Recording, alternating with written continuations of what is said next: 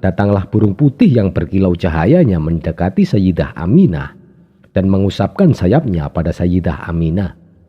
Maka pada saat itu pula lahirlah Nabi Muhammad Rasulullah SAW, dan tidaklah Sayyidah Aminah melihat kecuali cahaya.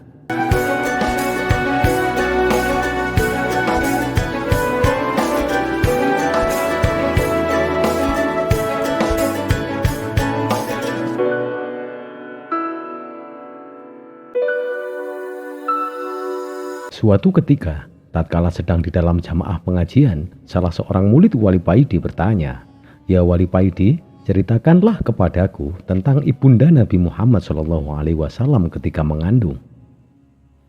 Dan mohon ceritakan pula kisah kelahiran Rasulullah SAW." Kemudian Wali Paidi menjawab, "Baiklah, ini sedikit hal buat pengetahuanmu.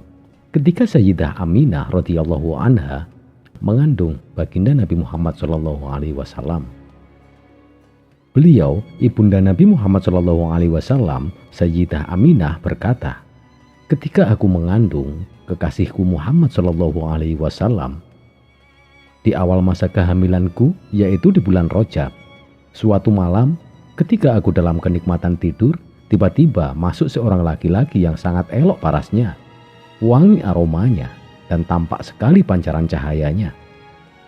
Dia berkata, 'Marhaban bika ya Muhammad, selamat datang untukmu wahai Muhammad.'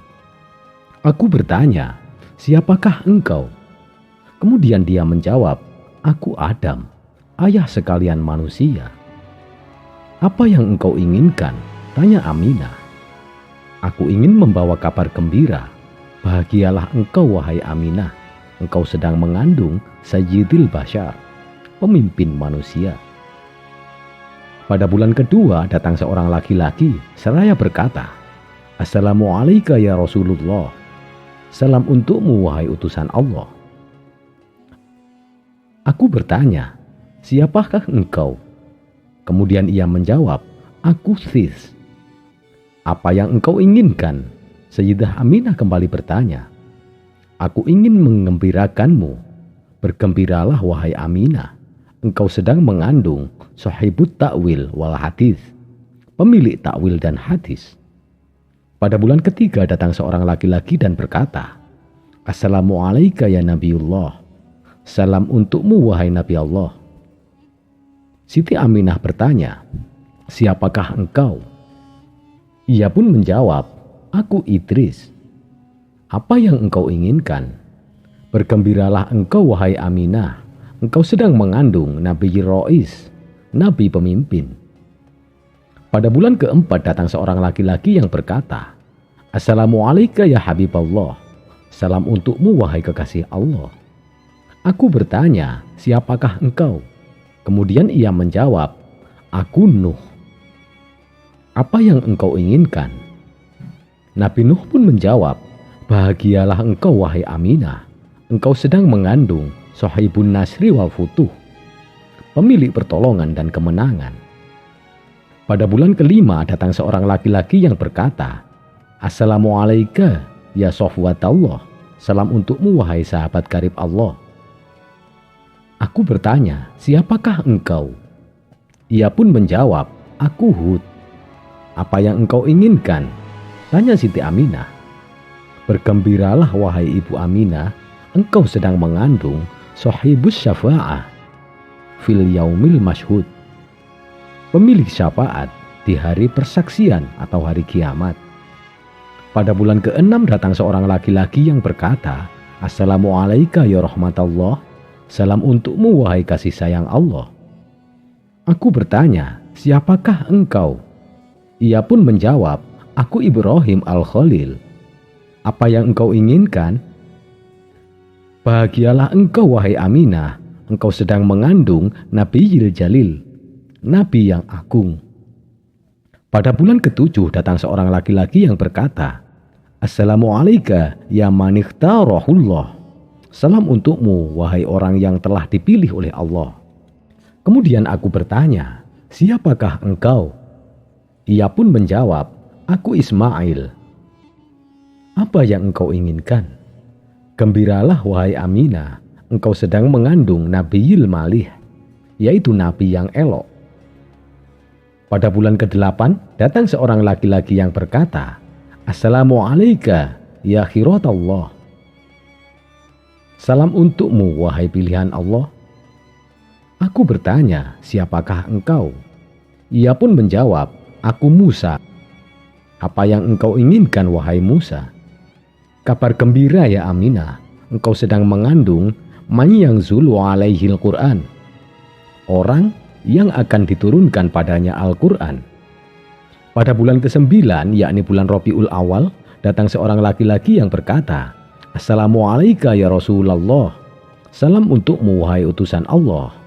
Aku bertanya, siapakah engkau? Ia pun menjawab, aku Isa putra Maryam. Apa yang engkau inginkan wahai Isa? Gembiralah engkau ya Aminah, engkau sedang mengandung Nabiyil Mukarram wa Rasulil Mu'adzam, yaitu nabi yang dimuliakan dan rasul yang diagungkan. Kisah ini bersumber dari Syekh Nawawi Banten. Telah disebutkan bahwa sesungguhnya pada bulan ke-9 kehamilan Sayyidah Aminah, yaitu Rabiul Awal, saat hari kelahiran Nabi Muhammad SAW sudah semakin dekat, Allah Subhanahu wa Ta'ala semakin melimpahkan bermacam anugerahnya kepada Sayyidah Aminah. Mulai tanggal 1 hingga tanggal 12 Rabiul Awal, malam kelahiran Al-Mustafa Muhammad SAW.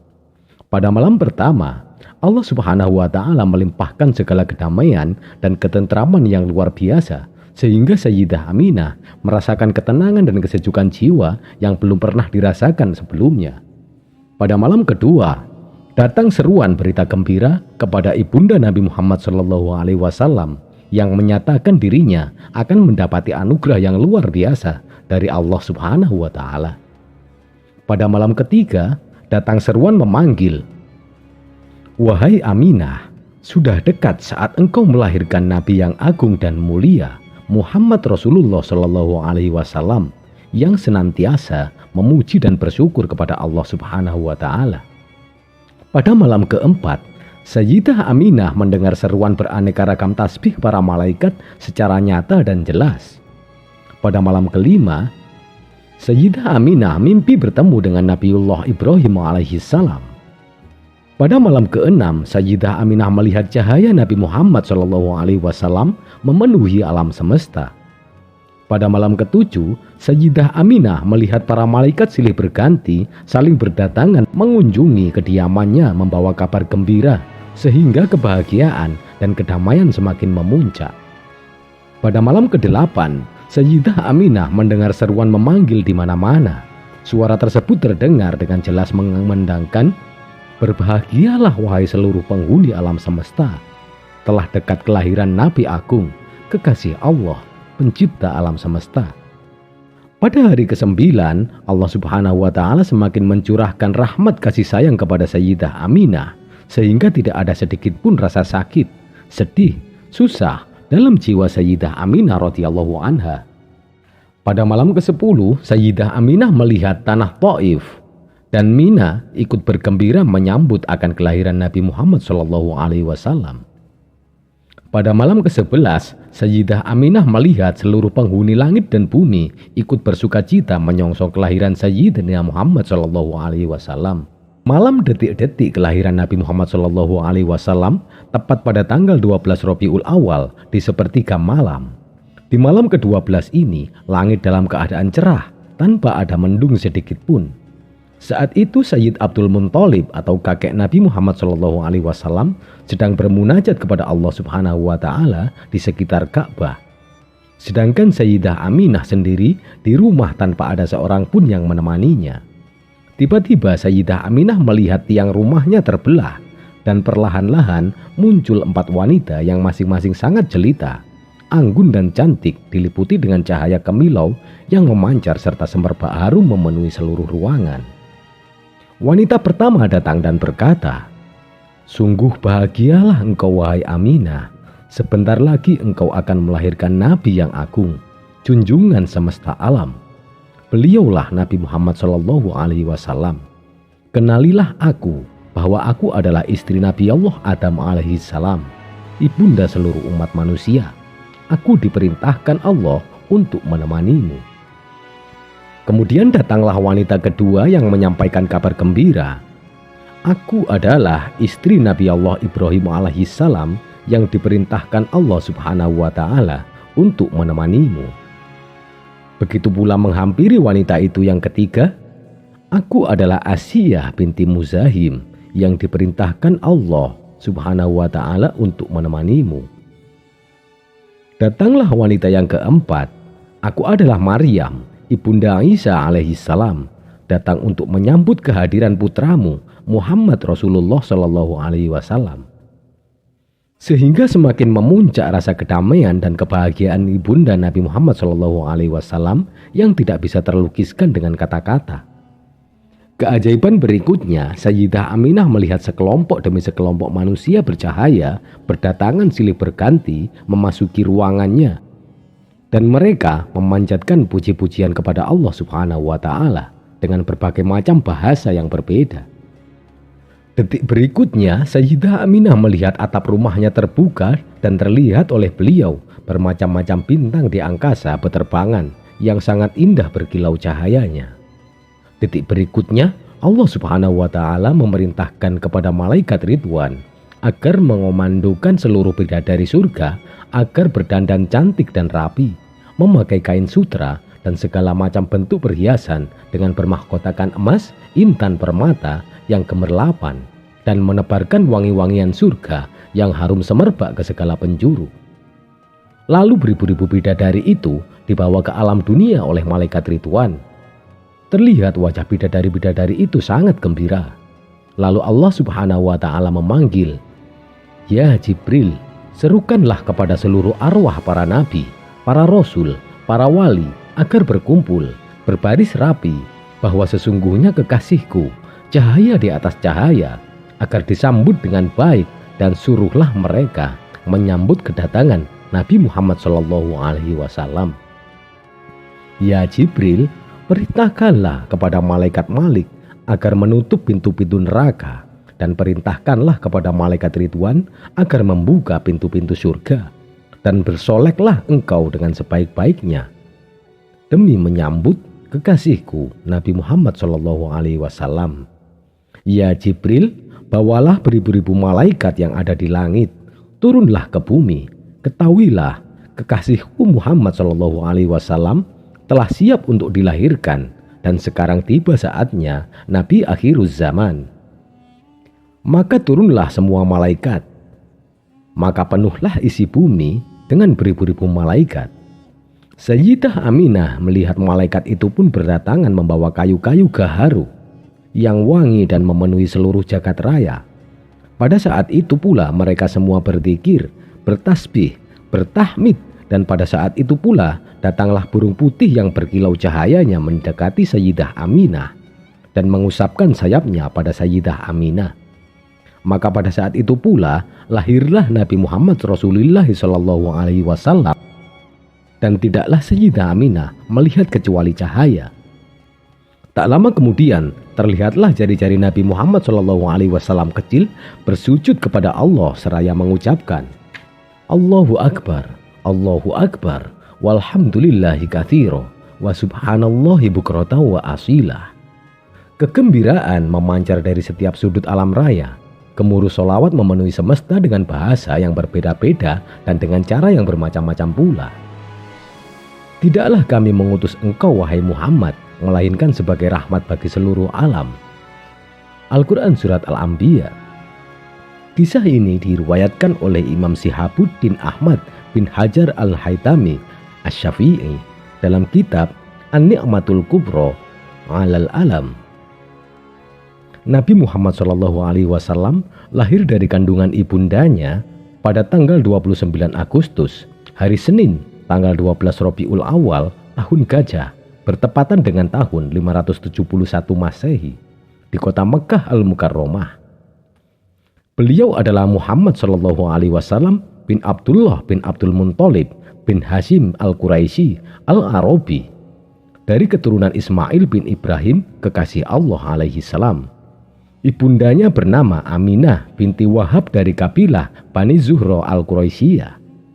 Nabi dilahirkan di Mekkah, dekat Masjidil Haram yang dibangun oleh Ibrahim alaihissalam bersama anaknya Ismail alaihissalam dengan misi agar umat Islam datang dari segala penjuru mengunjunginya untuk menunaikan ibadah haji, menyembah Allah dan tidak mempersekutukannya dengan yang lain sedikit pun.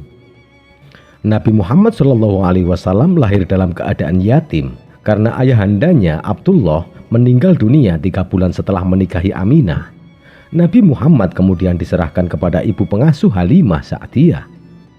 Dalam asuhannya Nabi Muhammad SAW dibesarkan sampai usia 4 tahun. Selain itu, kurang lebih 2 tahun dia berada dalam asuhan ibu kandungnya. Ketika berusia 6 tahun, dia menjadi anak yatim piatu. Seakan-akan Allah ingin melaksanakan sendiri pendidikan Nabi Muhammad SAW, orang yang dipersiapkan untuk membawa risalahnya yang terakhir itu. Allah berfirman, "Bukankah Allah mendapatimu sebagai anak yatim, lalu dia melindungimu, dan Allah mendapatimu sebagai orang yang bingung, lalu dia memberimu petunjuk." Setelah Aminah meninggal dunia, Abdul Muthalib mengambil alih tanggung jawab merawat Nabi Muhammad SAW. Namun 2 tahun kemudian, Abdul Muthalib meninggal karena renta. Tanggung jawab selanjutnya beralih kepada pamannya, Abu Thalib.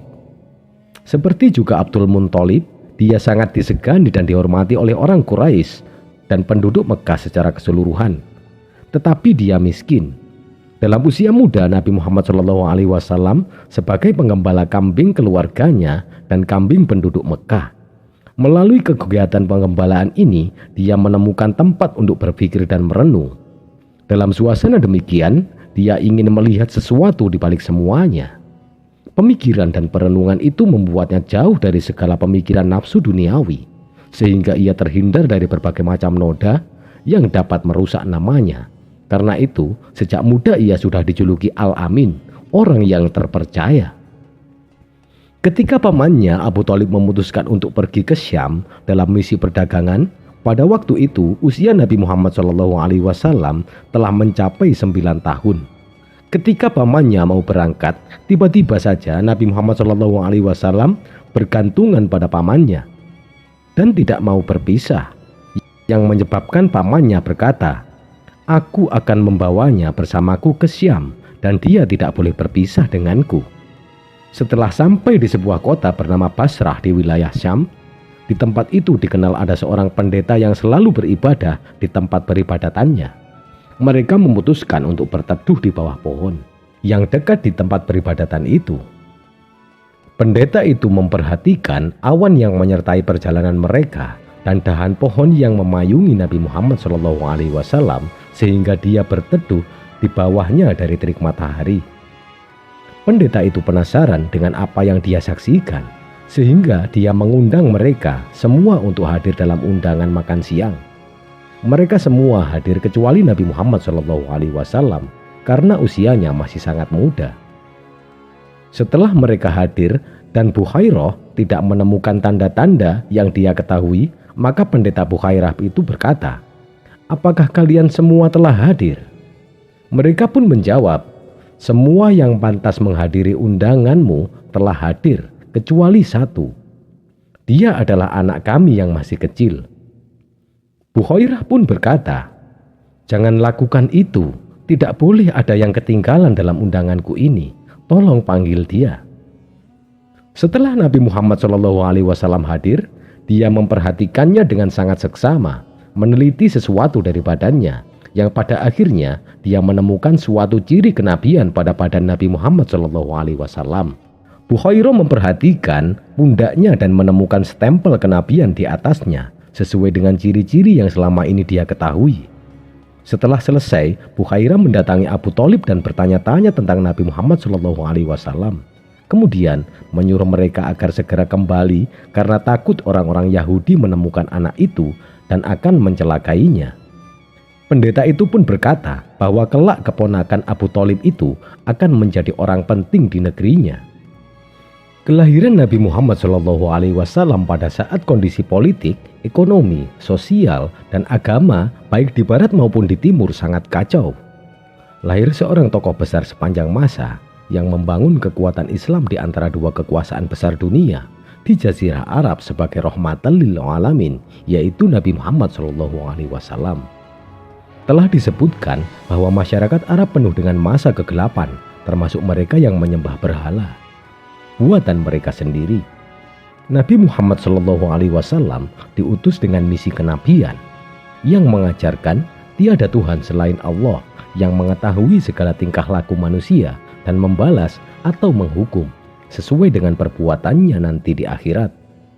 Sebelum Nabi Muhammad SAW menjadi seorang nabi, Nabi dihiasi dengan sifat-sifat terpuji dan bersih dari sifat-sifat tercela. Pada usia remaja, Rasulullah SAW ikut serta bersama dengan penduduk Mekah dalam beberapa perkara penting. Di antaranya adalah Perang Fijar, yaitu perang antara Quraisy dan Qais pada bulan-bulan haram, dan kesepakatan Al-Fudul, yaitu orang-orang Quraisy melakukan kesepakatan bahwa tidak didapatkan seorang pun di Mekah kecuali mereka akan menolongnya. Ketika Nabi Muhammad SAW berusia 25 tahun, Nabi berangkat ke Syam untuk melakukan perdagangan milik Khadijah. Sekembalinya dari Syam, Khadijah memintanya untuk menikahi karena Khadijah tahu bahwa Nabi Muhammad adalah seorang laki-laki yang memiliki sifat ksatria, jujur, dan dapat dipercaya. Masa kerasulan menjelang usia beliau yang ke-40 tahun. Beliau sudah terlalu biasa memisahkan diri dari pergaulan masyarakat. Berkholwat ke Gua Hiro, beberapa kilometer di utara Mekah. Di sana mula-mula berjam-jam, kemudian berhari-hari untuk bertafakur. Pada tanggal 17 Ramadan tahun 611 Masehi, malaikat Jibril muncul di hadapan beliau, menyampaikan wahyu Allah yang pertama, yang isinya, "Bacalah dengan nama Tuhanmu yang telah mencipta. Dia telah menciptakan manusia dari segumpal darah. Bacalah, dan Tuhanmu itu maha mulia. Dia telah mengajarkan dengan kolam. Dia telah mengajarkan manusia apa yang tidak mereka ketahui." Al-Quran Surat Al-Alaq ayat 1-5. Dengan turunnya wahyu pertama itu, berarti Nabi Muhammad SAW telah menjadi nabi. Dalam wahyu pertama ini belum diperintahkan untuk menyeru manusia kepada suatu agama. Setelah wahyu pertama datang, Jibril tidak muncul lagi untuk beberapa lama. Sementara Nabi Muhammad SAW menantikannya dan selalu datang ke Gua Hiro. Dalam keadaan menanti itulah turun wahyu yang membawa perintah kepadanya. Wahyu itu berbunyi, "Hai orang yang berselimut, bangun dan beri ingatlah. Hendaklah engkau besarkan Tuhanmu dan bersihkanlah pakaianmu.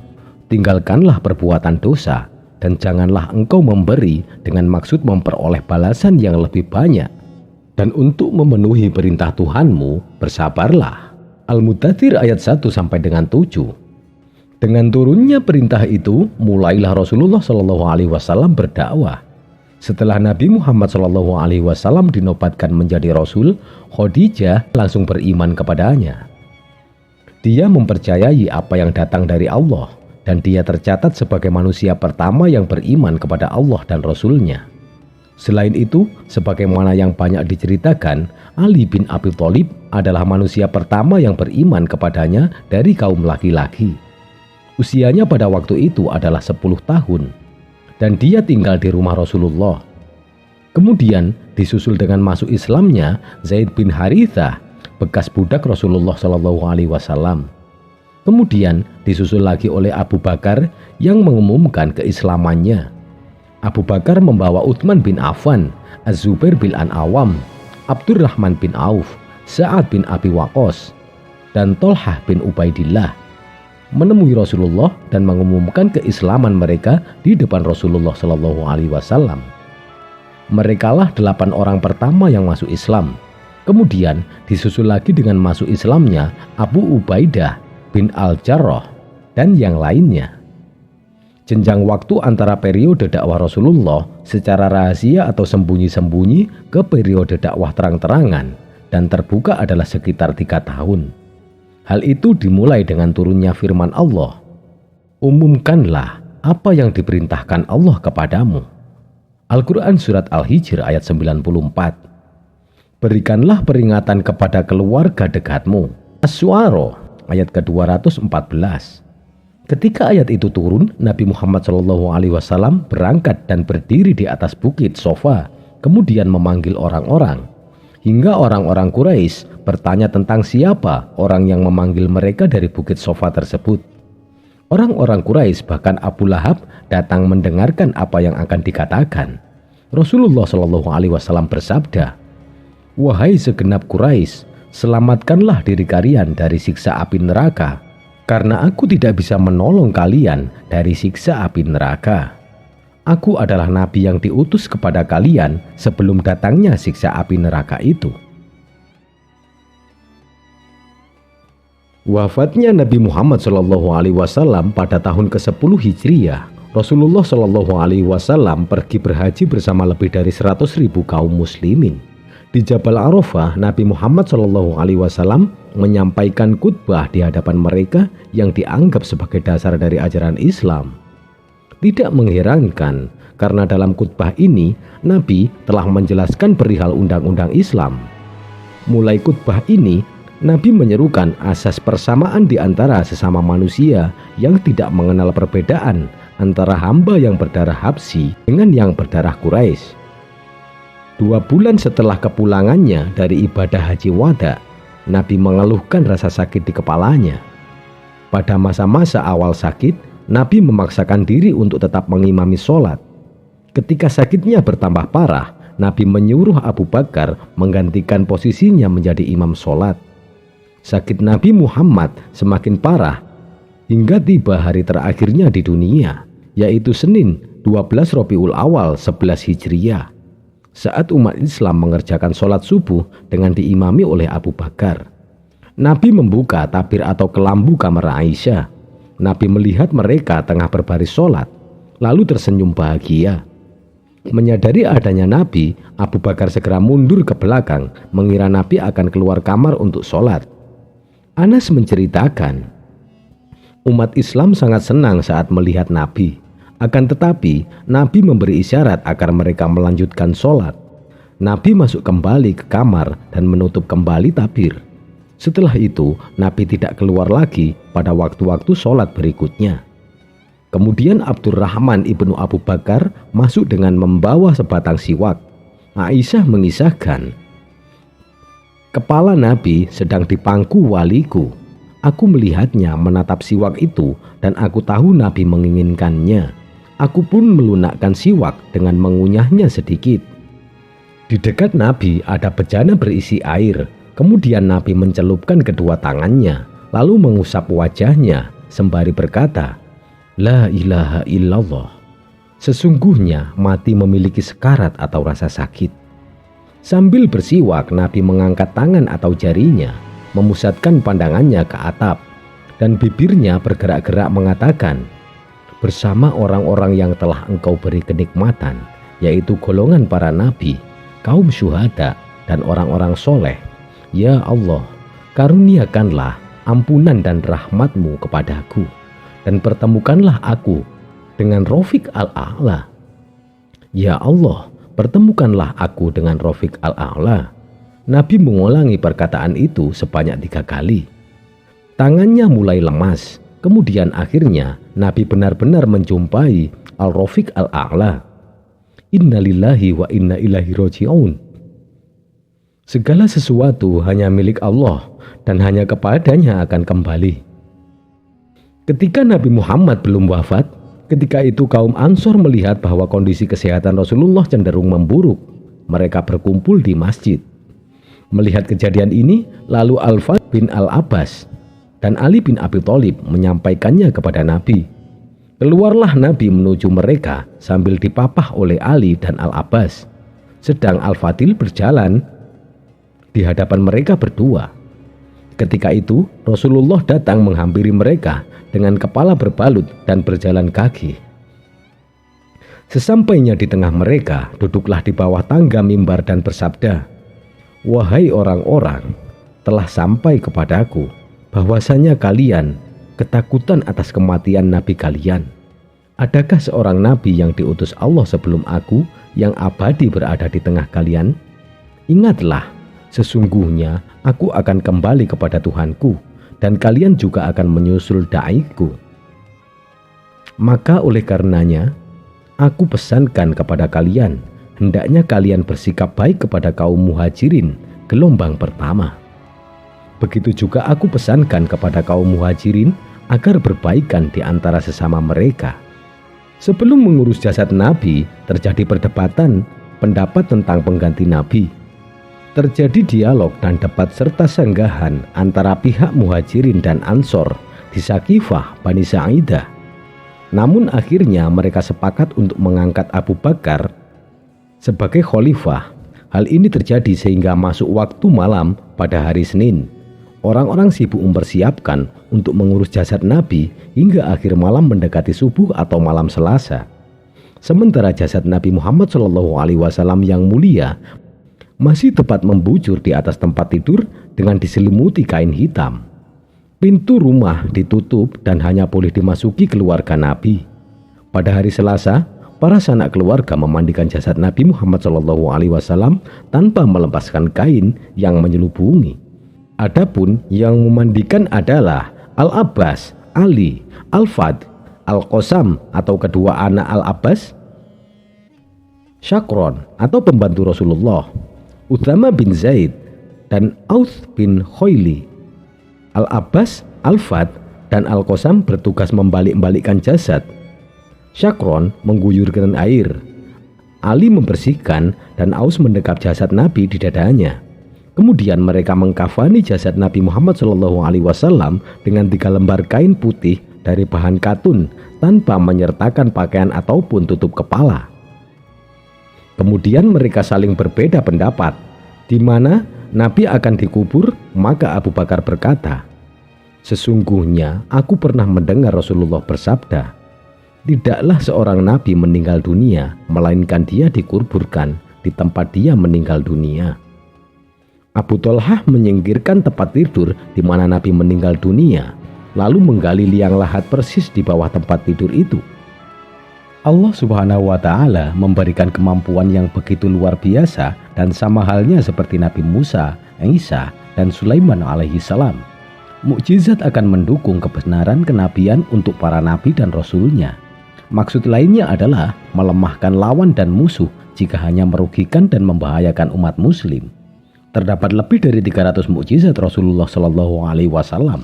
Namun pada kali ini kita akan membahas beberapa saja. Yang pertama, air susu yang melimpah. Mukjizat pertama kali sudah ada ketika kelahiran Nabi Muhammad Shallallahu Alaihi Wasallam. Halimah yang memiliki tubuh kurus kering mencoba menyusui Nabi Muhammad Shallallahu Alaihi Wasallam, dan terlihat air susu mengalir dengan deras. Padahal sebelumnya hal ini tidak pernah terjadi pada anak kandungnya, bahkan merasa sering kurang. Bersamaan dengan keanehan yang dialami oleh Halimah, suaminya pun juga merasa heran. Pasalnya, unta betina tua miliknya tiba-tiba menghasilkan air susu begitu melimpah. Keduanya pun bisa meminumnya dengan sangat puas, bahkan dapat memenuhi kebutuhan untuk sehari-hari. Yang kedua, Halimah mengasuh Nabi Muhammad SAW kecil kurang lebih selama 2 bulan. Ibundanya sempat menolak jika anaknya hidup di Mekah karena terasa tidak begitu mendukung untuk perkembangan Nabi Muhammad SAW kecil. Akhirnya bayi itu pun kembali mengikuti ibu asuhnya dan tumbuh remaja dengan saudara-saudaranya. Nabi Muhammad SAW kecil yang sedang menggembala bersama saudaranya, tiba-tiba datanglah 2 orang laki-laki berpakaian serba putih. Keduanya langsung membelah dadanya dan langsung mengambil benda hitam di dalamnya. Nabi sebenarnya tidak tahu apa tujuannya, begitupun dengan Halimah dan suaminya.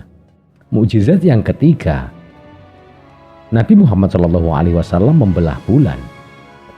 Kisah Nabi Muhammad SAW, kisah mukjizat oleh Nabi Muhammad SAW ini terjadi saat kaum kafir menantangnya untuk membuktikan kenabiannya.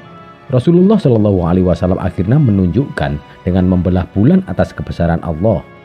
Kalangan Quraisy tentu terkejut pada apa yang mereka lihat. Kalangan Quraisy tentu terkejut pada apa yang bisa Muhammad lakukan. bahwa orang Mekah meminta utusan Allah untuk menunjukkan kepada mereka tentang mukjizat, dan ia menunjukkan kepada mereka adanya pemisahan bulan. Sahih dari Al-Bukhari. Membelah bulan ini tentu hanya salah satu dari banyaknya mukjizat dari Nabi Muhammad SAW atas kebesaran Allah. Mukjizat yang keempat, air mengalir dari jari tangannya. Mukjizat Nabi Muhammad SAW lainnya bisa terlihat ketika air bisa mengalir dari jari tangannya. Kisah ini bertepatan dengan hari Al-Hudaybiyah atau perjanjian. Orang-orang merasakan haus yang sangat luar biasa. Hal ini membuat mereka akhirnya bergegas menuju ke Rasulullah tepat setelah wudhu.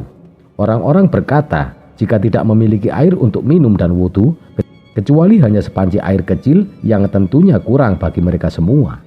Nabi Muhammad SAW pun meletakkan tangannya ke atas wadah dan air mulai keluar dari jari-jarinya. Akhirnya semua manusia di sekitarnya bisa menghilangkan rasa hausnya. Mukjizat yang kelima, makanan yang sedikit cukup untuk banyak orang. Abu Tolhah serta istrinya sempat mendengar Nabi Muhammad SAW sedang ada dalam keadaan lemas. Keduanya lalu memutuskan untuk mengundang Nabi makan di rumahnya. Nyatanya Rasulullah SAW datang dengan mengajak banyak sahabatnya, bahkan mencapai 70-80 orang. Abu Tolhah dan istrinya tentu merasa kebingungan dengan banyaknya orang yang datang. Nabi pun mendoakan makanannya sebelum mempersilahkan tamu memakannya. Mereka makan secara bergantian sebanyak 10 orang dan membuat semuanya merasa kenyang setelahnya. Mukjizat yang keenam, 1 gelas susu mampu mengenyangkan banyak orang. Mukjizat Nabi yang lainnya juga berhubungan dengan poin sebelumnya. Susu yang bisa mengenyangkan banyak orang bisa menjadi salah satu kisah menarik dari Rasulullah SAW. Abu Hurairah adalah teman Nabi Muhammad SAW yang sangat miskin dan kelaparan, namun memiliki banyak ilmu pengetahuan dan hafalan. Suatu hari, Nabi Muhammad SAW bertemu dengannya dan memintanya untuk mengikutinya. Kemudian Nabi menemukan 1 gelas susu dan mengundang banyak orang datang ke rumahnya. Abu Hurairah sebagai orang pertama meminumnya dan seterusnya sampai semuanya merasa kenyang sepuasnya. Mukjizat yang ketujuh, doa minta hujan. Ketika Rasulullah SAW sedang berkhutbah pada sholat Jumat, ada seseorang yang meminta kepada Nabi untuk berdoa segera turun hujan. Hal ini karena kekeringan telah berlangsung cukup lama dan sangat berdampak pada berbagai hal. Nabi Muhammad SAW pun mencoba mendoakan sampai Jumat berikutnya. Namun seorang datang membawa kabar pada Rasulullah SAW bahwa banyak rumah telah mengalami kerusakan akibat hujan yang turun dalam waktu lama. Nabi Muhammad SAW berdoa agar bisa pindah ke Madinah sesuai dengan permintaan umatnya. Awan-awan pun langsung bergerak ke pusat kota. Mukjizat yang kedelapan, mengobati sakit mata. Sesaat sebelum penaklukan benteng Khaybar berlangsung, Ali bin Abi Thalib yang sebagai pemegang bendera mengeluh sakit mata. Rasulullah SAW pun memanggil Ali dan langsung meludahi matanya. Nyatanya hal ini menjadi salah satu mukjizatnya dari Allah karena bisa sembuh dalam waktu singkat. Mata Ali pun langsung sembuh dan tampak tidak pernah sakit seperti sebelumnya. Ali bin Abi Thalib yang bertugas untuk membawa bendera bisa dengan mudah melanjutkan tugasnya. Mukjizat Nabi Muhammad SAW ini pun membuat penaklukan benteng Khaybar dapat berlanjut. Mukjizat yang ke-9, hidupnya kerikil. Nabi Muhammad SAW bisa menghidupkan kerikil tentunya dengan izin Allah yang menjadi salah satu mukjizatnya. Peristiwa ini terjadi pada sebuah halaqah yang menunjukkan adanya batuan kecil sedang bertasbih pada tangan Rasulullah SAW. Kejadian ini juga ada di dalam suatu hadis riwayat Tabrani. Abu Dzar radhiyallahu anhu berkata bahwa sesungguhnya aku menyaksikan Rasulullah SAW di dalam sebuah halaqah. Ada batu kerikil di tangannya dan sedang bertasbih di telapak tangannya. Bersama kami ada Abu Bakar, Umar, Utsman, dan Ali radhiyallahu anhu. Semoga Allah merahmati semua. Mukjizat yang ke-10, pelepah yang menangis. Selama belum ada mimbar, Rasulullah Shallallahu Alaihi Wasallam yang berkhutbah kerap bersandar pada sebatang pelepah kurma. Peristiwa menarik ketika sudah terdapat tempat untuk berdakwah, pohon bekas sandarannya itu pun terdengar menangis. Nabi Muhammad Shallallahu Alaihi Wasallam pun langsung mengusapkan tangan ke permukaannya. Batang kayu yang menjadi tempat biasa Nabi Muhammad Shallallahu Alaihi Wasallam berkhutbah terdengar menangis. Orang-orang terdahulu mendengarnya, bahkan unta sedang melahirkan, sehingga terasa sangat menyakitkan. Rasulullah Shallallahu Alaihi Wasallam pun datang menghampirinya untuk meletakkan tangan kemudian terdiam. Mukjizat yang ke-11 adalah Isra Mi'raj. Isra Mi'raj menjadi momen yang penting dalam sejarah umat Islam lantaran Rasulullah menerima perintah melakukan sholat 5 waktu. Isra Mi'raj, Isra artinya perjalanan di malam hari, sementara Mi'raj artinya tangga. Hal ini merujuk ke kisah Nabi Muhammad SAW dari bumi menuju ke langit sampai Sidratul Muntaha. Isra Mi'raj bermula ketika Jibril mendatangkan buraq sebagai kendaraan Nabi yang super cepat berupa hewan putih dengan 2 sayap di antara kakinya. Rasulullah SAW lalu menaikinya dari Masjidil Haram ke Baitul Maqdis. Kisah ini memiliki banyak pertemuan antara Muhammad dengan Nabiullah sebelumnya. Mukjizat yang ke-12 adalah kitab suci Al-Quran. Allahumma sholli ala Sayyidina Muhammad wa ala alihi Sayyidina Muhammad. Semoga sholawat serta salam senantiasa tercurahkan untuk Nabi Muhammad SAW beserta keluarga dan para sahabat yang mengikutinya dan kita umatnya hingga akhir zaman. Semoga kita memperoleh syafaat kelak. Ya Allah ya Robbi, semoga Engkau bangkitkan kami dalam barisan yang sama bersama Rasulullah SAW. Ya Habibi, ya Rasulullah. Amin ya Rabbal Alamin.